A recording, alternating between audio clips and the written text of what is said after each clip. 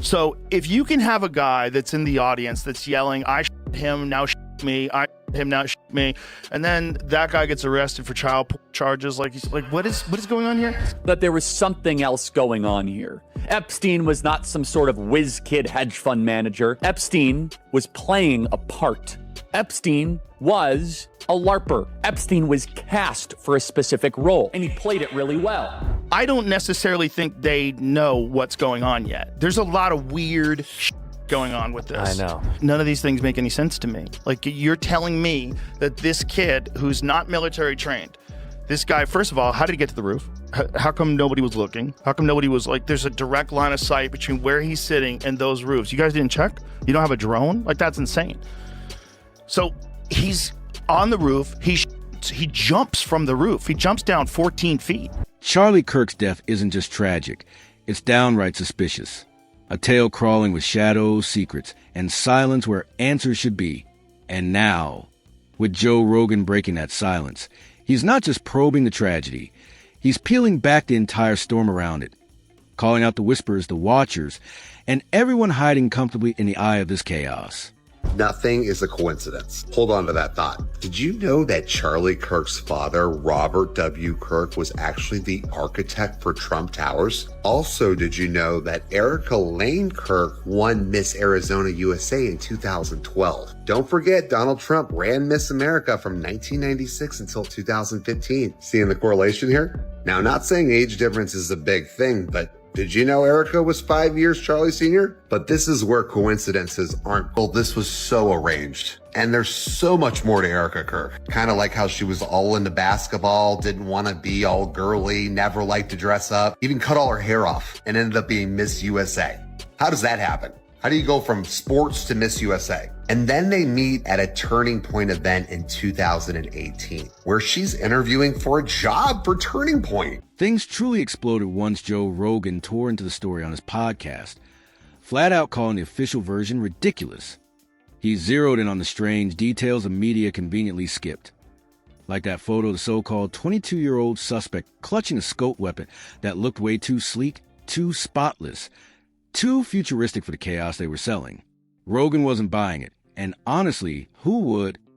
I almost texted you when the Charlie Kirk thing happened because my antennas went up about, they showed the photo of that kid, or the guy that they have, the 22-year-old, whatever. And I was almost going to be like, dude, do you think he's got the capability to do that? Yeah, well, listen, there are people that look like that have the capability to do that. Pretty accurate. Nope, No? not hard. Not hard at all. Let me dispel that. Okay, 200 yards from a prone position with a dead-on rifle. So if you have a dead-on rifle, so you set this rifle, you set your 0 to 200 yards, right? You know how far you're going to... It is not hard at all. He a lot? You don't have to a lot. So I could do it tomorrow. If you're no, but you are experienced. If it's someone that's never could they do it? 100%. Not Really? if they've never they wouldn't know where to look. They'd have a hard time acquiring the like when you look through a scope, like with the reticle is weird. Like it's sometimes Takes a minute. You got to know the distance that you have to be from it to really line it up in your sights. But you could get a guy like my friend Andy Stumpf, who was a sniper in the SEALs. You could get him, and he could show you how to do it in an afternoon, and then you could hit steel at 200 yards every time you pull the trigger. One day you could learn Yeah, that. Wow. yeah. Not that hard. Because it feels insane to me. I'm like, that seems tough. It seems tough. We still haven't figured out whether or not the gun that Trump had a sight on it, because we weren't sure if it had a sight on it or if this guy was using iron sights. That was 140 yards. If you shot with iron sights, that's a lot harder. Because iron sights is you're lining up, so you have these two things in the back and there's one thing at the front of the barrel, and you got to line those up perfectly, and that's how you stay accurate. That is a lot harder to do. It's like old have those, right? Sure, Yeah. pistols. Yeah, like pistols you buy a got 'em. Glock, Yeah. that's what it comes with. Right. But this kid had a rifle with a scope. Now here's where it gets weird. The first images of this rifle with a scope, I swear to God, it looks like he has a composite stock on it. Like it looks like a modern 30-06 rifle. So a 30-06, so that's the rifle. 30-06 is like, that looks like a very modern looking stock.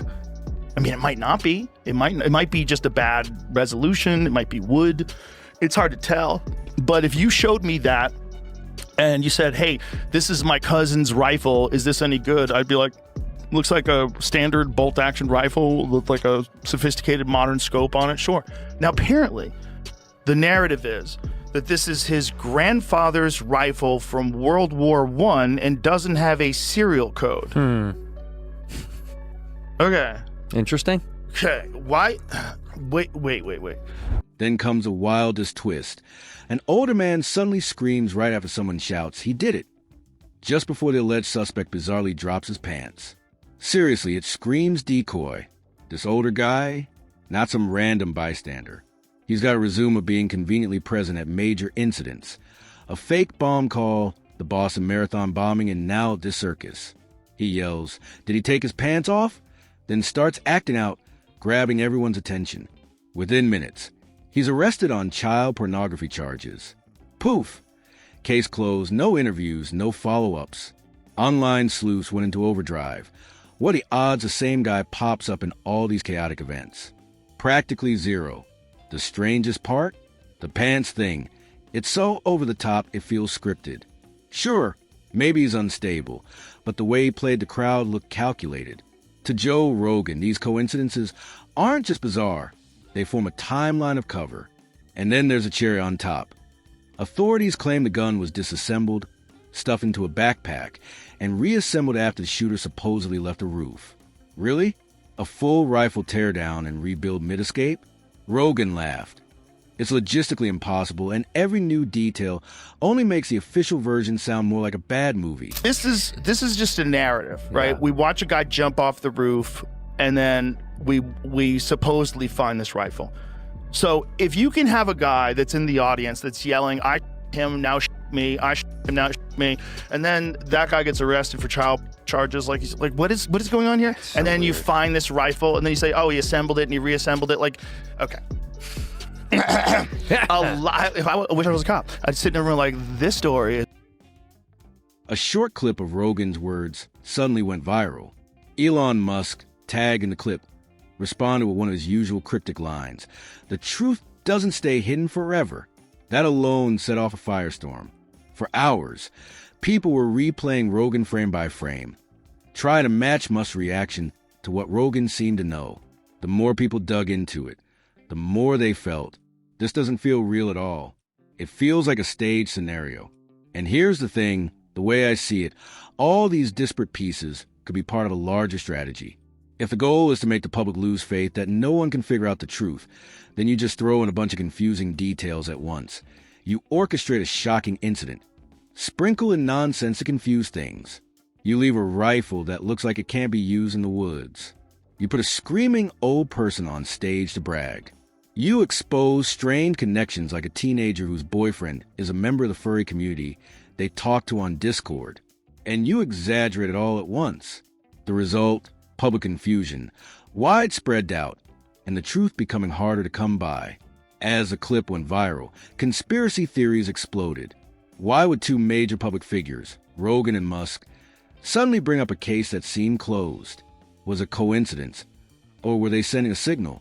Things got even stranger when Musk responded to several posts by Candace Owens, who had accused the media of hiding important aspects of Charlie Kirk's passing. Immediately, hashtags related to Charlie's widow trended. Forums were abuzz with speculation, and many believed Musk and Rogan knew something the public didn't. The mainstream media couldn't stay out of the loop either. They were talking in passing. But in reality, they were just fueling the story. When Rogan's full podcast was released, the picture became even darker. He didn't just point out a few minor inconsistencies, but also claimed there were too many things that didn't make sense. From the equipment, the strange timeline, the suspect's behavior to the lack of clarity from the investigators. Sickening is definitely the right adjective, I think, to describe how a lot of us are feeling. And all I know how to do is to gather information, to research, and to investigate. And nothing is making sense. Now, it could not be making sense because we've not arrived at the conclusion. The FBI, I will say, has recently come out and said they're looking for another person. Good. Because what we have so far obviously cannot be it. I feel, I was insisting that everybody read that book, Chaos, about the Charles Manson murders. And what we learn from that book is that if the government does want to hide something, what they do is they give you so much information that you can't you don't even know what's real. So many different possible ways that things could have gone down, so many different manners, so many people speaking, so many publications publishing. And it's just meant to be chaotic, to drive you crazy and to just go, okay, I'm just going to accept whenever the authority says something and not prod any further. We can't allow that to happen here. I won't allow that to happen here because this something terrible has traumatized the world, okay? And I feel as though when it comes to this, the media, the government, the talking heads, everyone is confusing us about what actually took place with Charlie Kirk, this event, how it got set up. I even would like to know who picked the venue. And just when the noise started dying down, Candace Owens jumped on her live stream. And oh boy, she didn't hold back. According to her, Charlie Kirk wasn't just ranting. He was digging into topics that made the U.S. government squirm. His questions and demands, she said, threaten people who don't like being questioned. Owens claimed Charlie had started talking about things you're not supposed to mention, especially when billion-dollar deals and powerful names are involved. The man was under constant pressure, she said, and everyone could feel it. But the real bombshell? Owens said Charlie broke the unspoken rule. He spoke openly about Jeffrey Epstein. She quoted him saying, Epstein, Ghislaine Maxwell, and her father, Robert Maxwell, all had intelligence ties. These weren't just financiers. They were part of something bigger. Charlie, according to Owens, insisted Epstein was no financial prodigy, but a manufactured persona. The Harvard sweater, the lazy genius act. It was all theater. People who actually met Epstein said he couldn't even talk markets coherently. That's what Charlie warned about. Intelligence and power are often just props in a stage illusion. And when it comes to the intelligence world, he said, the real game is influence, not ideology. Blackmail is the oldest trick in the book, and easier than most people think. These aren't baseless rumors, either. There have been long-standing whispers that Epstein was a creation of Mossad, U.S. Intel, Saudi Intel, or maybe just a contractor for hire. Someone the elites would throw a few $100 million at and say, by access, make friends with the powerful, and keep them on a leash. And what if, Candace Owens asked, the whole plan was to catch a royal with a minor, just so they could control them? She claimed Jeffrey Epstein's blackmail tactics weren't rare. They were standard operating procedure. Owens then dropped a bomb. A supposed letter hinting Epstein's inner circle was rotten, plus a screenshot of messages showing Charlie Kirk complaining about losing major donors. In one leaked chat, Charlie allegedly wrote, "We lost another big Jewish donor, $2 million a year, because we didn't cancel Tucker Carlson. I'm thinking about inviting Candace." Someone replied, "Jewish donors are exploiting every stereotype. I won't be bullied like this. I'm done with my pro-Israel work." Another warned, "Don't invite Candace. It'll blow up later." Freedom of speech gets messy after the storm. According to Owens, those messages were exchanged just 48 hours before Charlie's death.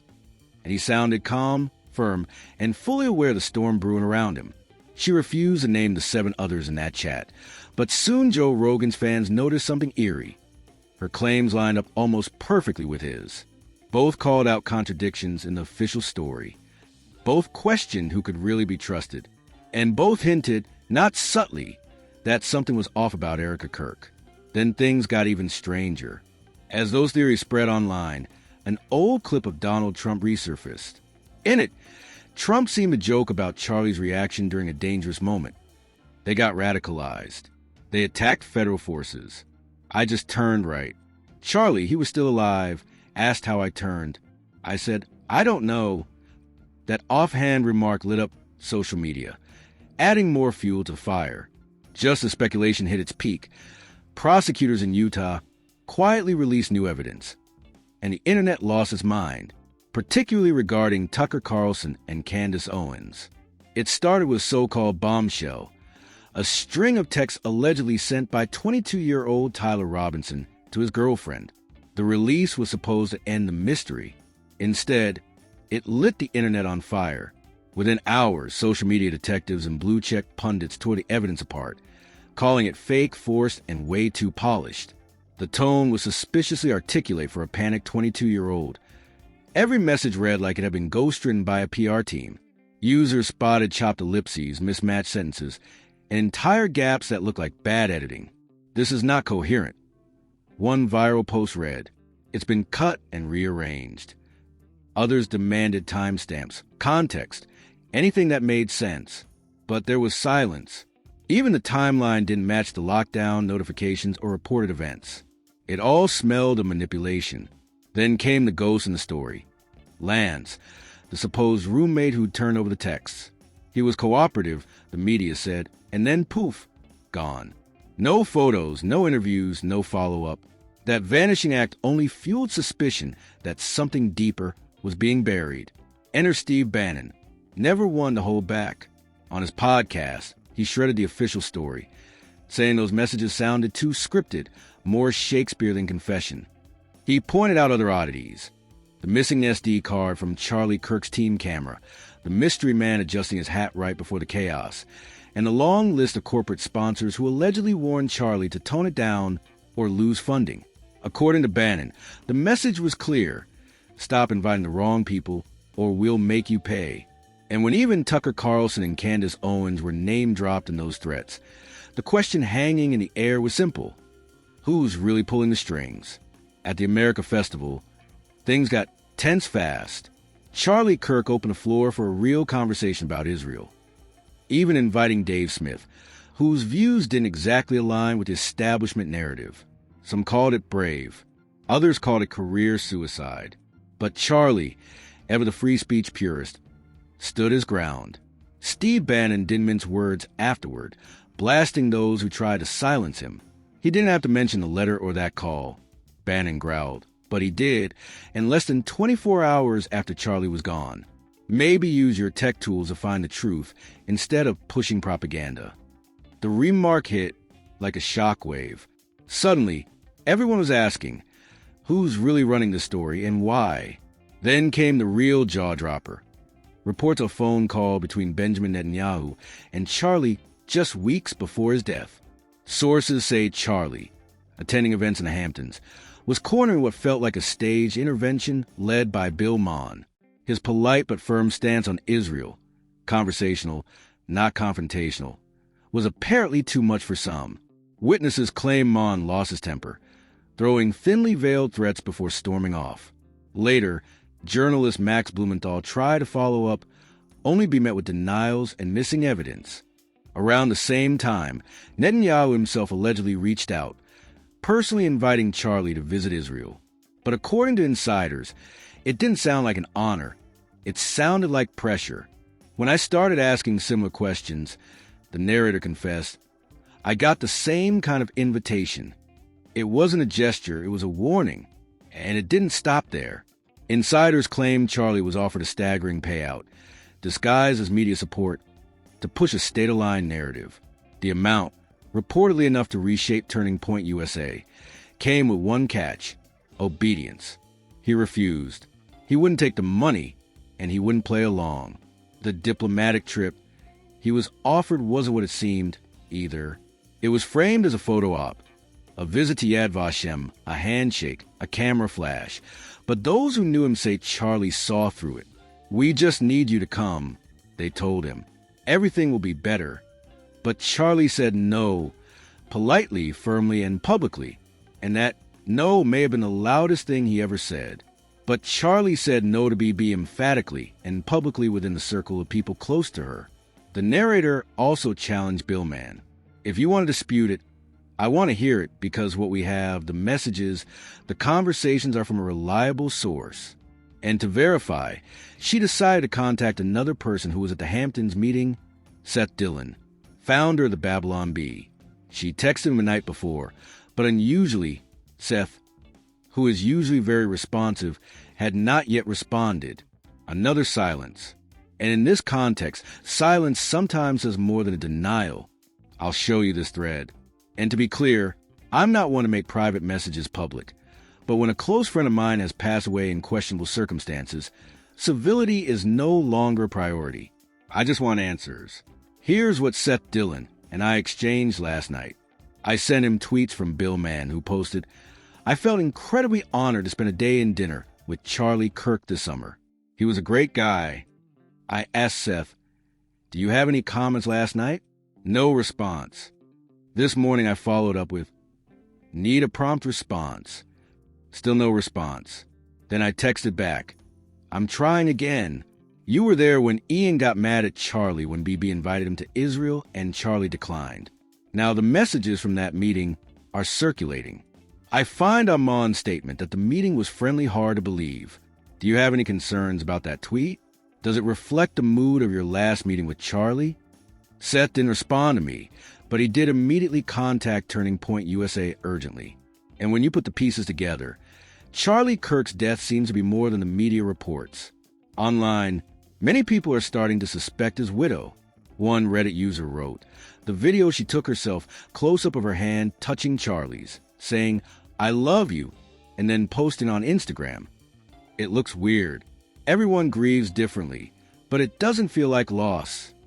Another commented, "Nobody in their right mind would throw a memorial with fireworks, a stage, and flashy lights just a week after their husband passed away. It was all a show."